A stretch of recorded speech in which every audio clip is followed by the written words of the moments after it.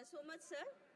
Sir, আমি আজ আমার লোকসভা কেন্দ্রের অন্তর্গত বর্ধমান স্টেশনে বন্দে ভারত ট্রেনের স্টপেজের দাবিতে কিছু বলতে চাই।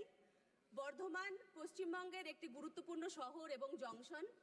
এখানে প্রত্যেক দিন প্রচুর পরিমাণ যাত্রী যাতায়াত করে এবং এটি পার্শ্ববর্তী জেলা যেমন বীরভূম, বাঁকুড়া, হুগলি, পূর্ব এবং পশ্চিম বর্ধমানের একটি কানেক্টিভ জায়গা। বর্ধমান শহরটি শিক্ষা, চিকিৎসা এবং ব্যবসার এক কেন্দ্রীয় স্থান, যেখানে প্রতিনিয়ত ছাত্রছাত্রী, রোগী এবং বিভিন্ন পেশাজীবীরা যাতায়াত করেন। কিন্তু দুঃখের বিষয় হলো, হাওড়া থেকে ছেড়ে আসা বন্দে ভারত ট্রেন কোনোটি বর্ধমান স্টেশনে দাঁড়ায় না, সোজা গিয়ে হয় দুর্গাপুর অথবা বোলপুরে দাঁড়ায়। সেই জন্য এই বিস্তীর্ণ এলাকার লোকজনকে অনেক কষ্ট করে গিয়ে বন্দে ভারত ধরতে হয়।